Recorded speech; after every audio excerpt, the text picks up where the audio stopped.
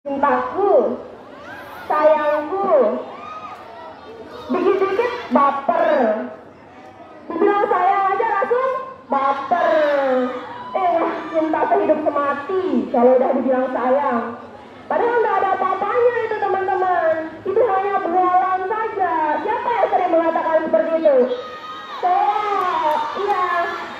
Cowok biasanya bilang aku cinta sama kamu. Nggak ada bilangnya deh. Padahal kalian cuma kemakan sama omongannya itu. Omongan yang nggak penting itu. Jangan dimasukin ke hati. Nah, di mana teman-teman? Saya ingin mengajak teman-teman itu berpikir bahwa cinta itu bukan perlombaan, bukan siapa cepat dia yang laku. Tidak ya, itu bukan sejatinya cinta. Jadi begini teman-teman, pertama-tama itu cinta itu ada dua. Cinta yang baik dengan cinta yang perlu diluruskan. Tidak ada istilahnya cinta yang buruk teman-teman. Karena sejatinya cinta itu memang sudah ada di setiap manusia. Siapa manusia yang tidak punya cinta? Oh, dia itu bukan manusia. Karena dia tidak punya cinta. Karena setiap manusia itu pasti punya cinta. Nah, tapi tergantung bagaimana dia mengekspresikannya. Bagaimana dia menjadikan cinta itu menjadi cinta yang baik. Nah, sekarang saya mau kasih contoh. Cinta yang baik itu seperti apa sih? Apa? Ya, cinta yang baik saling mendukung. Cinta yang baik itu saling memberikan motivasi. Apa?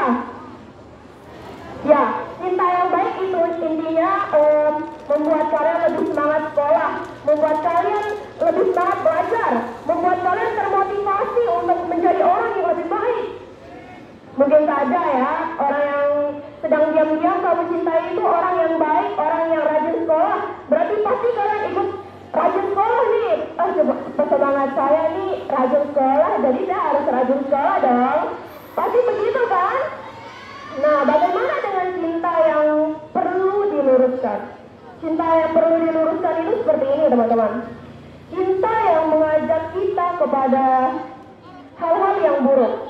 Contohnya itu chattingan sampai larut malam. Sleep call nih sampai pagi nggak tidur-tidur. Dampaknya apa? Malas-malasan di dalam kelas sampai ketiduran. Tidak pernah mendengarkan penjelasan guru. Jadinya kan semua itu tertinggal sia-sia semuanya. Itulah cinta yang perlu diluruskan. Nah, di sini kita juga punya teladan teman-teman. Nabi Muhammad SAW itu menikah di usia matang ya, di usia yang memang sudah siap untuk menikah. Nabi Muhammad tidak menikah di usia remaja. Nabi Muhammad saja menikah di usia matang. Lalu kita ini siapa menikah di usia remaja? Usia yang dimana kita masih mencari identitas kita, mencari jati diri kita, masih ingin berkenalan dengan semua orang, masih ingin bercerita dengan teman-teman sebaya, ya kan? Kan gak seru kalau kalian masih di usia remaja, tetapi kalian sudah memoyong anak. Kan gak seru.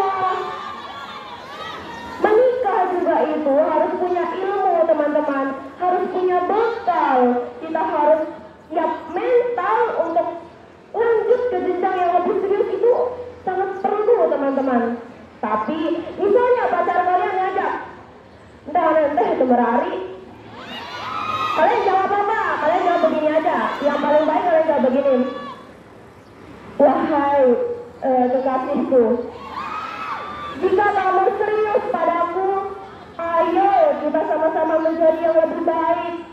Karena Allah pasti akan mempertemukan kita jika kita memang yang terbaik.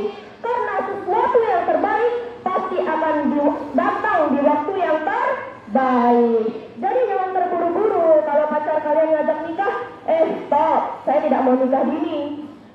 Saya mau lanjutkan pelajaran, saya mau melanjutkan pendidikan saya sampai saya menjadi orang. Saya tidak mau menjadi punya status janda nantinya. Kan tidak menutup kemungkinan kalau kalian nikah dini ya besar kemungkinan nanti kalian akan menjanda karena tidak siap mental, tidak siap berkeluarga, iya kan? Nah teman-teman, jadi di sini umpamanya begini, menikah, kalian diajak nih, ayo kita menikah. Misalnya seperti sepotong lirik lagu Sasak yang malam Sabtu ku terbaik. Nah, pas banget kan nanti malam Sabtu. Nah, kalau ada pacar kalian yang ngajak hari ini, ayo kita menikah malam Sabtu, biar kita bisa pakai lagu malam Sabtu ku terbaik. Jangan mau, kan bilang aja dek mele, nggak mau gitu ya. Kalau ada yang janjiin abis maulid, ayo kita nikah. Jangan mau. Kalian harus pertahankan pedoman kalian tuh, pemikiran kalian tuh, yang dimana kalian itu berprinsip, saya harus jadi orang yang bisa menginspirasi banyak orang nantinya, bukan menginspirasi dalam hal yang negatif seperti nikah dini. Itu kan juga akan berdampak nantinya kepada orang-orang di sekeliling kita.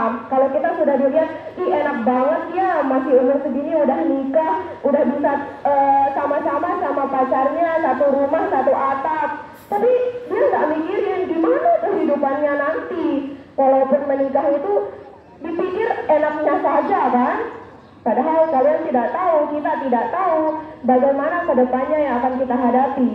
Nah, jadi teman-teman, saya mengajak teman-teman semua untuk ayo kita lanjutkan pendidikan kita sampai setinggi-tingginya, bermimpi setinggi-tingginya.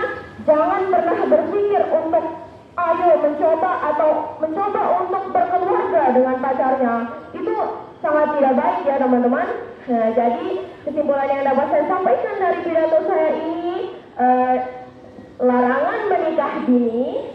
Jangan sampai kita menikah di usia remaja ya teman-teman, karena itu dampaknya sangat banyak dan dampaknya rata-rata itu negatif ya, bahkan hanya sedikit positifnya.